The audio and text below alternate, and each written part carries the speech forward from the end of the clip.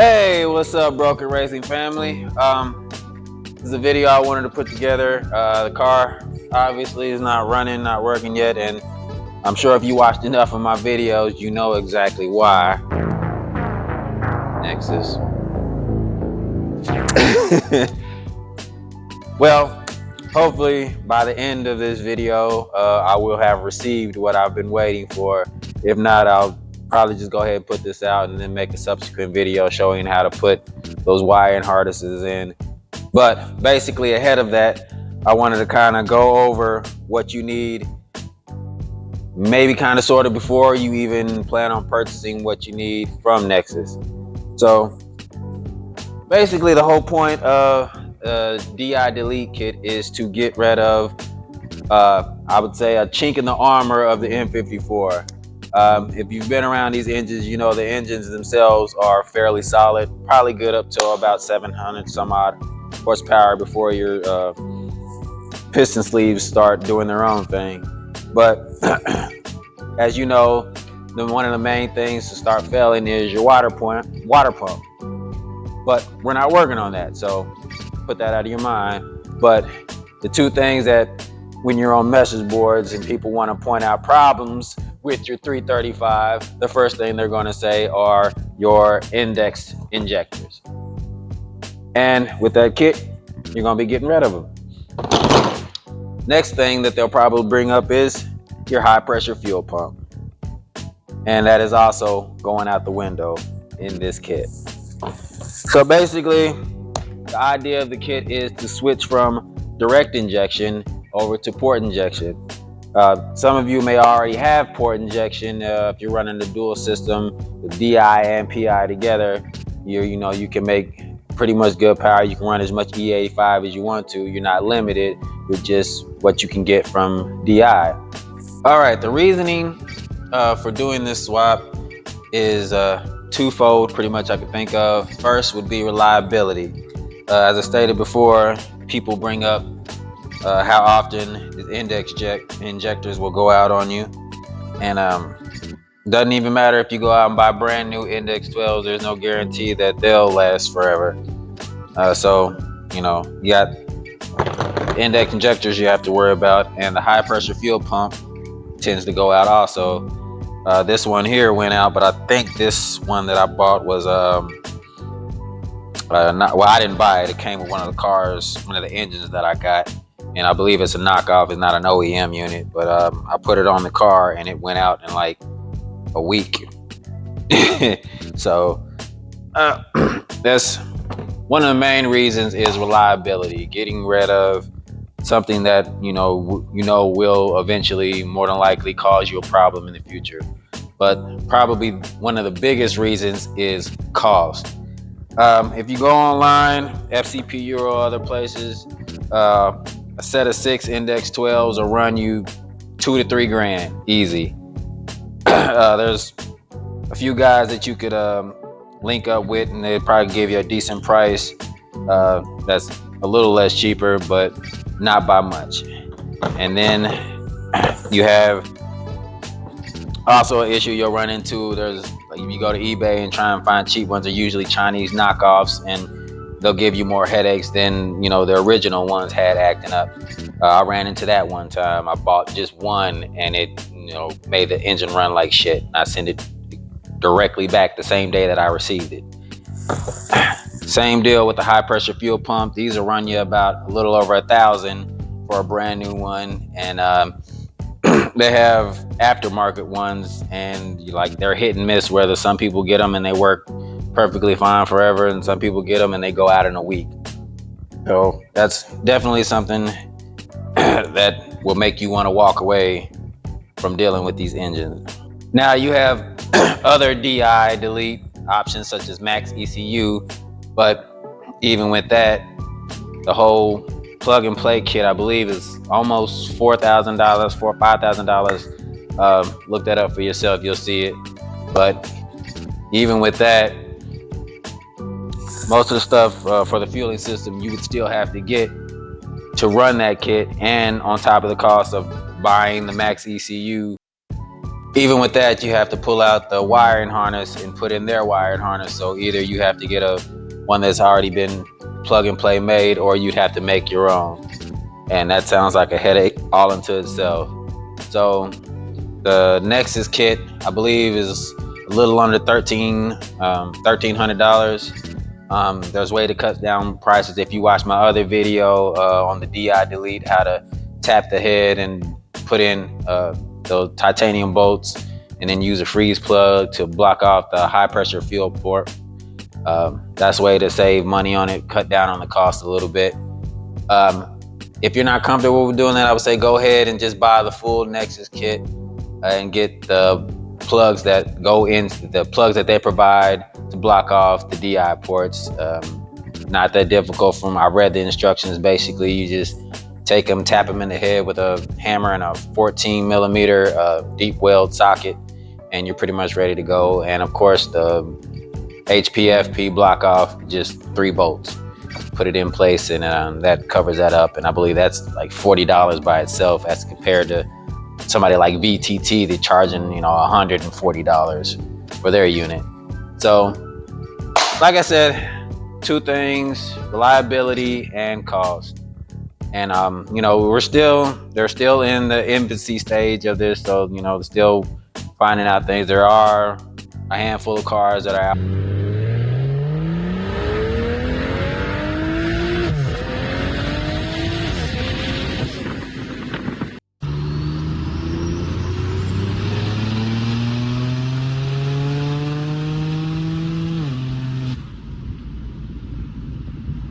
Running the system, the cars are running fine, making power, but still kind of in the learning phase. And as you can see, I'm still waiting for my stuff to show up. So maybe the beginning of next year, they'll be more quickly be able to get out those kits to people faster, maybe. So like I said in this video, I kind of want to go over the stuff that you want to have probably before you even order the kit, so that you can be ready when you get it, put everything in and be ready to go.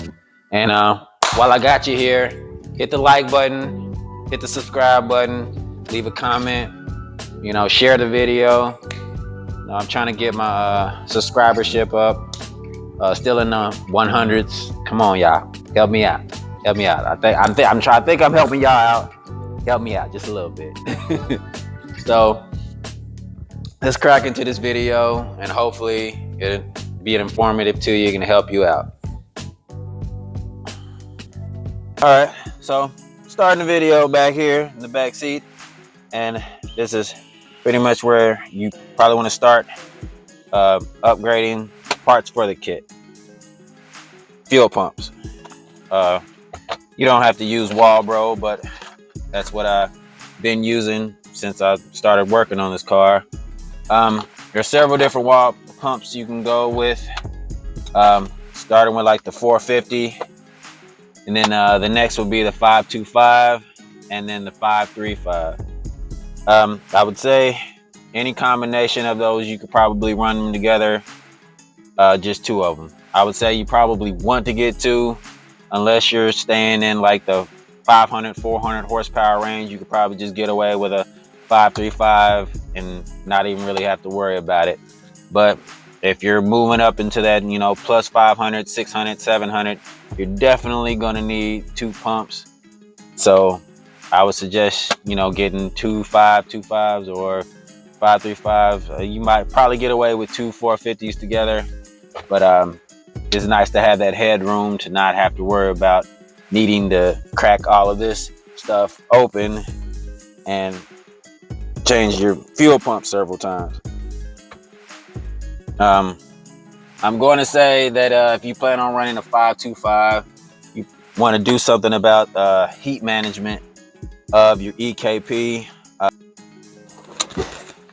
Myself, I'm getting the speedest EKP upgrade that comes with relays on it.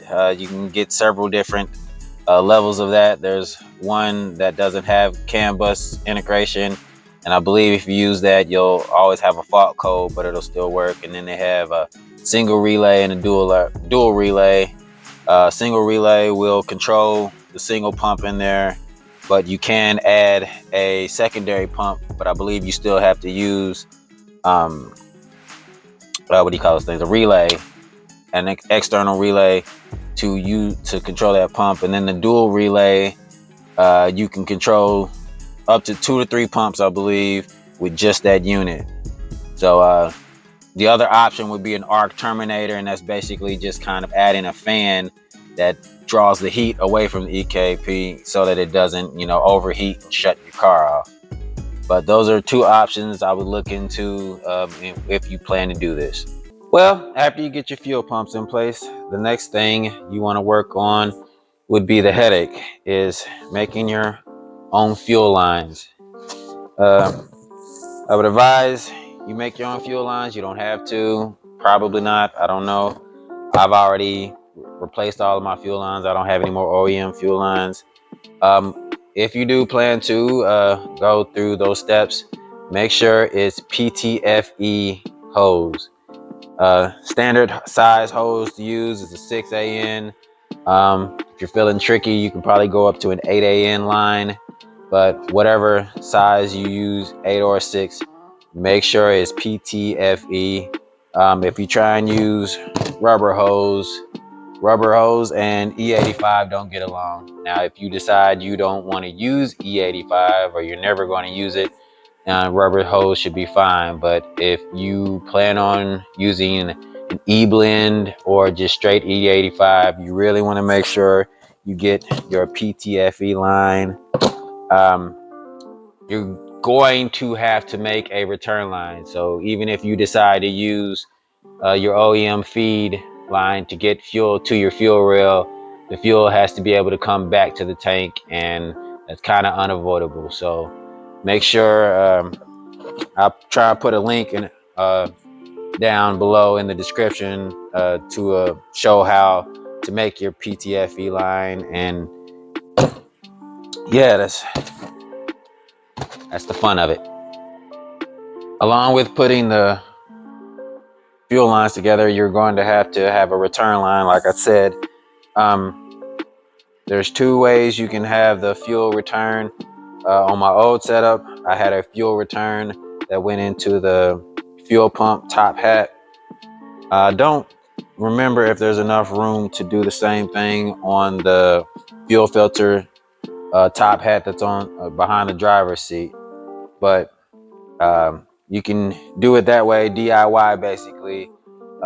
If you watched any of my old videos, I went with the precision unit that comes with a return port that you can screw into. Also, on the same breath with the fuel pressure regulator, they also have a unit that has a built-in fuel pressure regulator. So I mean, if you have the money, you can swing it. I would advise you to get the precision unit that has those ports in there. That that'll save you a bit of a headache when putting the fuel system together. I would say also, while you're in the back of the car, to remove the OEM, the stock fuel pressure regulator. There's a not too difficult, simple process of removing that, and we'll put a link to it down in the description. Since you're going to be using an external fuel pressure regulator, there's no point of having that in there and causing problems. So I would go in, take out the filter unit that's in the tank behind the driver's seat, and remove the OEM stock fuel pressure regulator. All right. So one thing, once you get rid of your high pressure fuel pump on the engine, you want to make sure that you save your low pressure fuel pump sensor. You're going to need that. You're not going to need the high pressure fuel pump sensor. You can just take that out and pull the wires all the way out from the wiring harness all the way to the DME. You can remove that. Not going to need it anymore. But you are going to need your low pressure fuel pump sensor. And I'll show you how I set it up on my car. But basically, I have a fitting that goes 6AN fitting that has an NPT port, so that this screws in and you can still run and wire it just like you would OEM, but now it's giving you the low pressure fuel for just only a low pressure fuel system. As I spoke about in the other part of the video, where you're going to need a return line, you want to make sure that you have a adjustable fuel pressure regulator, and that is boost, one-to-one boost regulated. That's what this is. Aeromotive. This is the one I had on the car previously. Right now I have a Deutschwerk unit on there. You don't need a gauge. I just put it on there because it looks nice, and it, you know, when you're tuning the car, you don't have to look at the tablet constantly and read your fuel pressure. You can just look at the gauge on here, and this gets you pretty close. But you know, it's useful. But all right, so this is another important part of what you will need to get the system working. You're going to need a manifold that has port injection ports built into it. I believe there's somebody testing out if you can use a port injection plate. I believe that he has it working. It's working. It's just when you first start the car up, the idle's kind of off. It's kind of choppy. But basically, if you just want to use it without any type of hassle or any issues, you want to get an intake manifold that has port injection ports in it. You don't have to get a forward facing manifold. They have stock location options where, you know, you can keep everything, your charge pipe and everything, completely like you had it. But you know, if you feel like you want to use a forward facing manifold, there's several different options to go that route.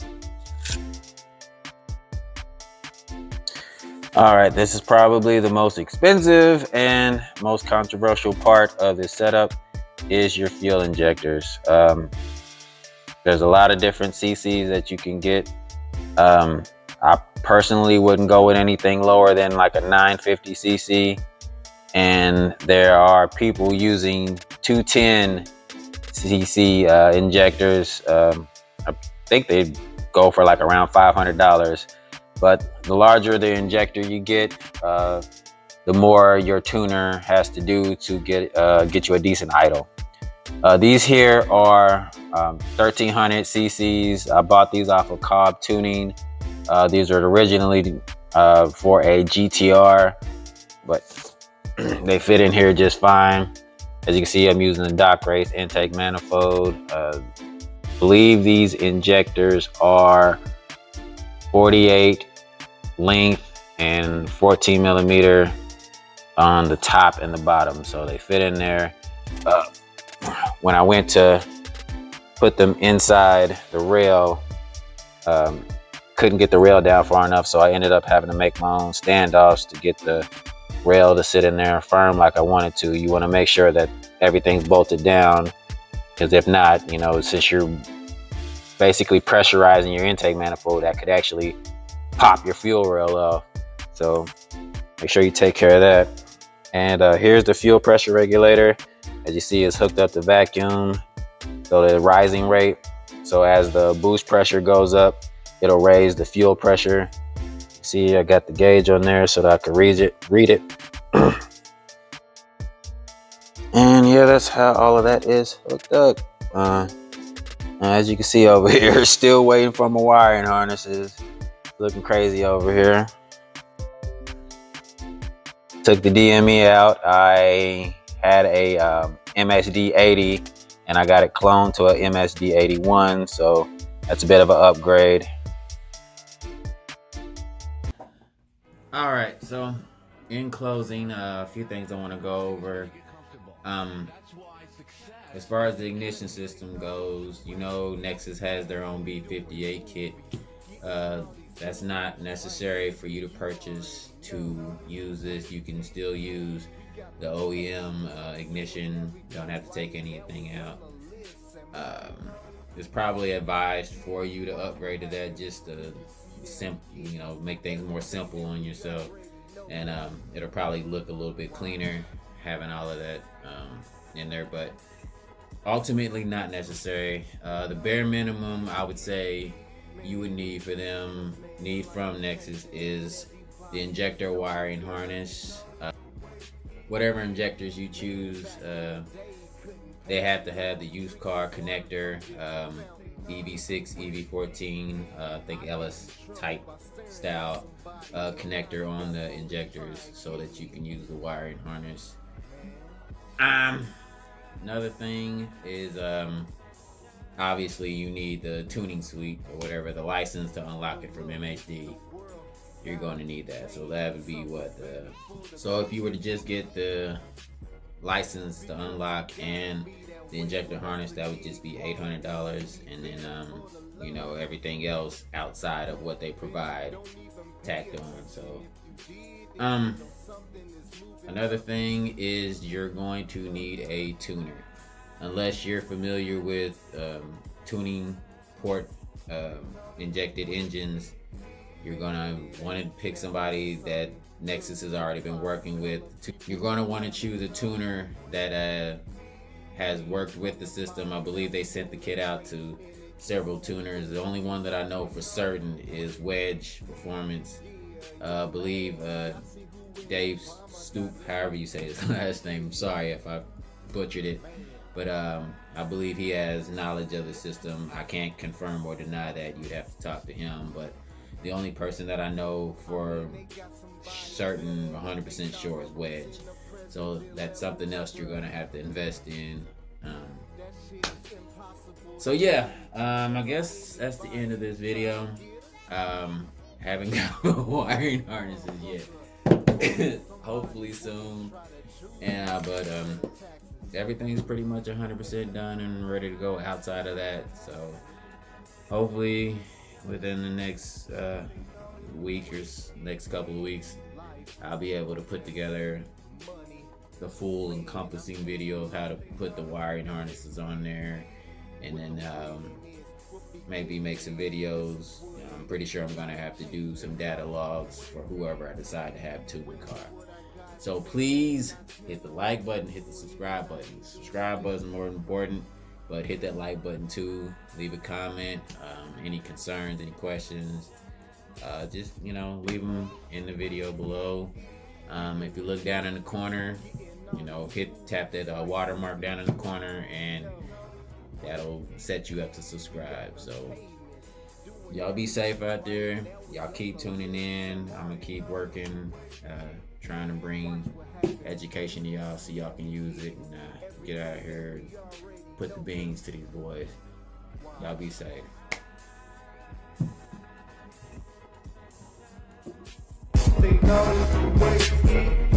Man, it's just because, man, life is